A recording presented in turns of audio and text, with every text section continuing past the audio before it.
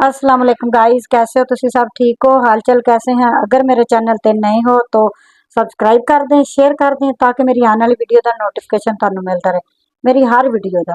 अज आप बनाने लगे हैं बीफ शामी कबाब, बेहतरीन ते मज़ेदार। ये अपना कुरबानी का गोश्त है। मैं कहा चलो जी अज तुहानू कबाब बनाना दस दें कि ये कबाब किस तरह बनते हैं। पर रेसिपी स्टार्ट कर दें अल्लाह का नाम लैके।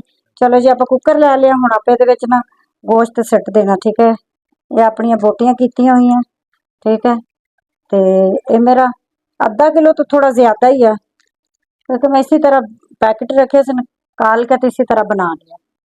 ठीक है, नाप फमैश वगैरह नहीं की, कितना है कितना नहीं है। ये लसन अपना ते प्याज अपने जाएंगे। ठीक है, ये आप सड़ देना। फिर अपनी जी विच दड़ा साबुत मिर्चां जाएंगियां। ठीक है, इतनियां जाएंगियां जितना अपना गोश्त है। ठीक है, तो ये आप साइड पर रख दें।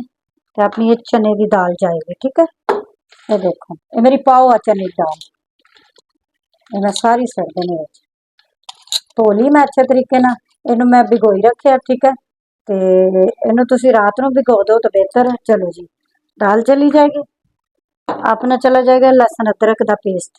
और लसन का साबत मैं सड़ दिता है, सिर्फ अदरक ये सड़ दिने। ये अपने जी नमक जाएगा छोटी वाली चम्मच डेढ़। तुसी नमक अपने हिसाब का डाल सकते हो जितना तुहानू पसंद है। ये अपनी मिर्च मिक्स मिर्च है मेरी। ठीक है, सादी मिर्च मैं बोलती हूँ। ये हल्दी है, ये मैं सड़ देने। ठीक है, तो पहले भी आप मिर्च सिटी है, अपने खड़े मसाले है। ठीक है, अपनी दालचीनी है, इलायची है, पत्ता है अपना, अपनी लौंग है, कालियां मिर्चा है, जीरा है, धनिया है, ये आप सड़ देना। ठीक है, ये अपने चला जाएगा।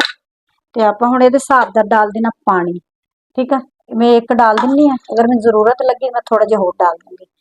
तो इनू हुण आपां कुकर लाना, तो कुकर ला के बंद कर दिन्ने आ। इनू आपां ना तकरीबन 20 मिनट मैं लगाऊंगी कुकर। 20 मिनट च बिल्कुल गल जाएगा। फिर तुहानू 20 मिनट बाद मिलते हैं कुकर ला के। ठीक है, चलो जी आप सीटी उतार लेने अपनी गैस के ही निकल। तो हुण आप इनू खोल दें। चलो जी, इसनों आप कर दिए चेक। चलो जी देखो बेहतरीन अपना खुश हो गया। आप हुण इनू इसी दे विच ना मधिया मार मार के ना ते इनू कर लेना। ठीक है, इनू आप थल्ले ला लेने। चलो जी देखो आप इहदे नाल ना साडी पंजाबी च इनू पता की कहंदे आ? इनू साडी पंजाबी च कहंदे घोटना भी कहंदे, मधिया भी कहंदे। ठीक है, ते इनू आपां हुण चंगी तरह इहदी मलेदी छलेदी कढ़ देनी है। इनू आपां कर लेना मिक्स अच्छे तरीके नाल इस दे विच। ठीक है, बोटियां अपनियां बेहतरीन गल गईयां।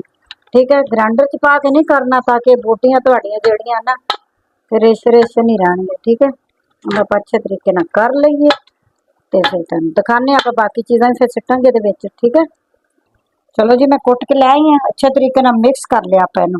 हुण आप इहदे विच एक अंडा सुट देना। ठीक है, तो आप सुट देना जी इहदे विच धनिया कुटा हुआ तो जीरा। ठीक है, ये आप सुट देना इहदे विच। चलो जी बिस्मिल्लाह ये चला जाएगा। सब्ज मिर्चां चलियां जाएगियां अपनियां। ठीक है, ये अपना जी प्याज चला जाएगा। मेरा कद्दूकश किया होया पानी मैं बिल्कुल इन्हां दे विच निचोड़ के कढ़ लिया सी। सही है, ये चला जाएगा। तो ये अपना जी धनिया चला जाएगा, पुदीना चला जाएगा। इनू हुण आप करते हैं मिक्स अच्छे तरीके नाल। हाथ मेरे बिल्कुल साफ है, नीट है। ठीक है, इनू हुण आप कर लेना मिक्स अच्छे तरीके नाल। चलो जी देखो आप मिक्स कर लेना। अच्छा इहदा मसाला तुसी जितना भी है तुसी बनाना ना, इनू खुश्क कर लेना। जो कुकर च लगाना अगर पानी होवे तो बिल्कुल अच्छे तरीके नाल इनू खुश्क कर लेना।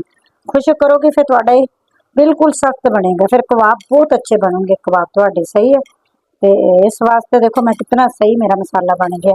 तो टिक्कियां अपनियां बहुत अच्छे दियां बननियां। ठीक है, तो इनू आप अच्छे तरीके नाल मिक्स कर लेना। फिर आप कबाब बनाने अच्छे तरीके नाल। चलो जी देखो ट्रे नूं मैं ऑयल लगा के रख दिता। तो हुण आप कबाब बना लेने। सही है, जितना साइज तुसी रखना चाहो। ठीक है, उस साइज के तुसी बना लेने।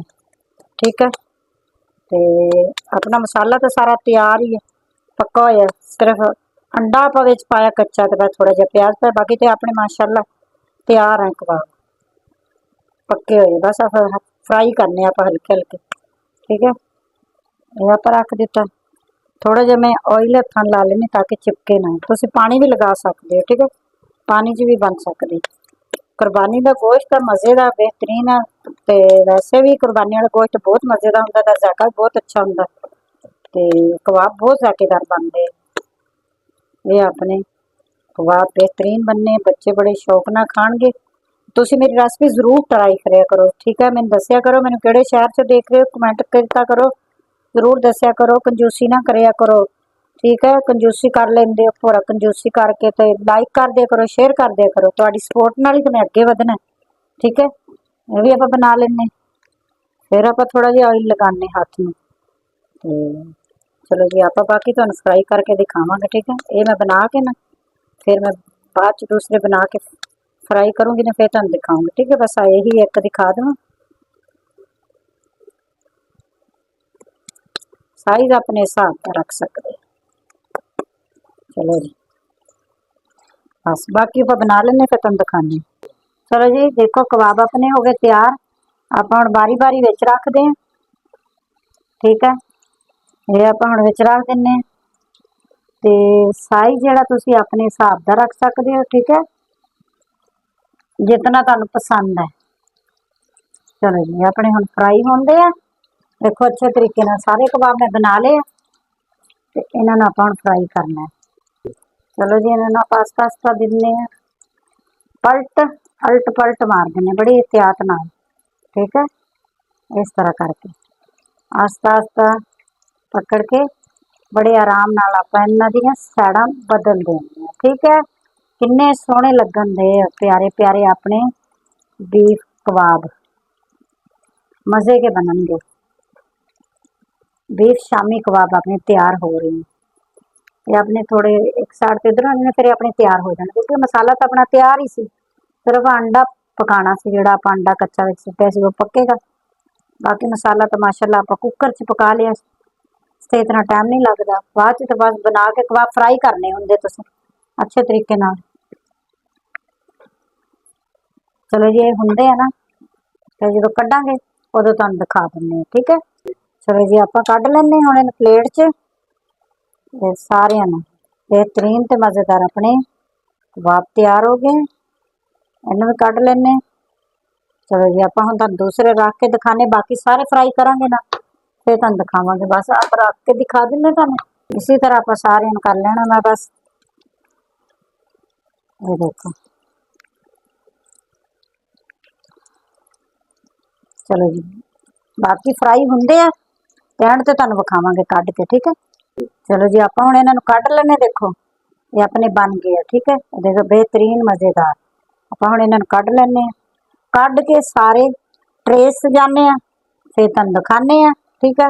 चलो जी देखो कबाब अपने तैयार हो गए बेहतरीन ते मज़ेदार, ठीक है। तो मेरी रेसिपी जरूर ट्राई करना और मैंने दसना मेरी रेसिपी तुहानूं किस तरह की लगी और मैनूं किहड़े शहर चों देख रहे हो।